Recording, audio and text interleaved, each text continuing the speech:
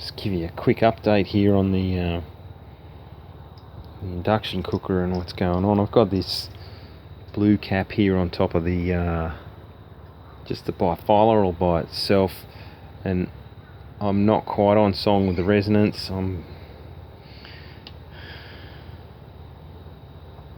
dialing up to 21 there. It starts to come back down. I've upgraded the heavy current traces in the cooker. I guess I should show you that now. I'll just prop up the tripod here and see if I can do that without too much fuss. Okay, so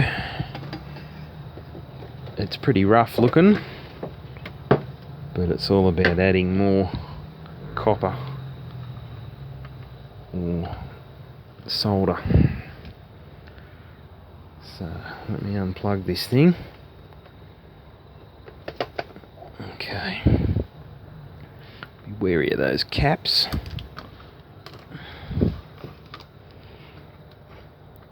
You can see these great lumps of wire that I've reinforced with solder. So that was all of the places where I saw that they had these markings and the big fat traces, and I'd say it was meant to have had that done to it, like you find on the bottom of this has had more solder put down. So yeah, I'll just drop that all back in there. I'll screw it back all together tomorrow. For the moment, I just wanted to make sure that it worked after I did that mod.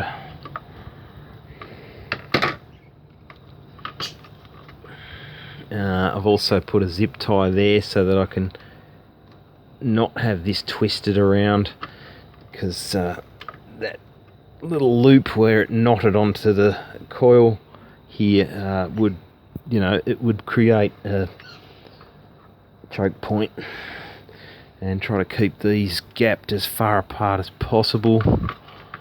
And I've still got the thermistor on there, and I've just tucked that out of the way. Pop that back on there. Put the plug in the socket. Beeper's crushed so it doesn't make any beep beep noises. And I've been just for the sake of testing the cooker, I've been running it on warm milk mode. What I'll do now is I'll just grab a scope probe from this thing up here and just join the loop onto the end like that, so it makes a basic antenna.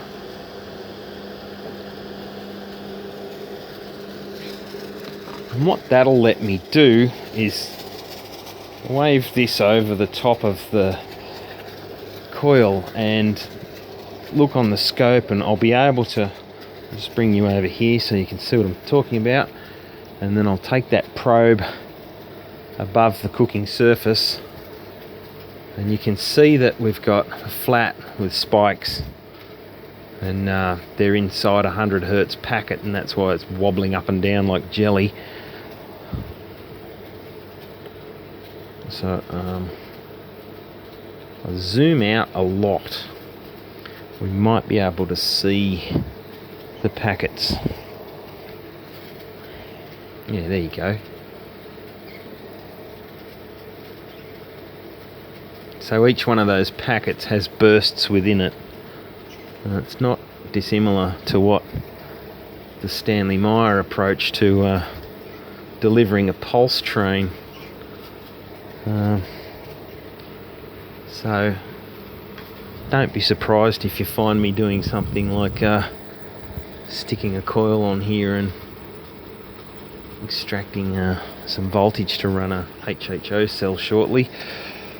So still rolling there on the camera, yes, so just cooking away there. Thought I'd show you that, and that's how I've ascertained what frequency the cooker's running at.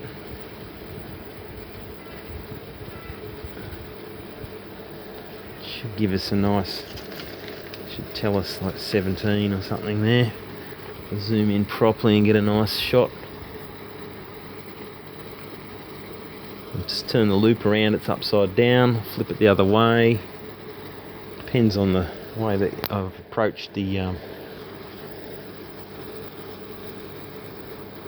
okay, getting a bit of oscillation ring down there, interesting to see.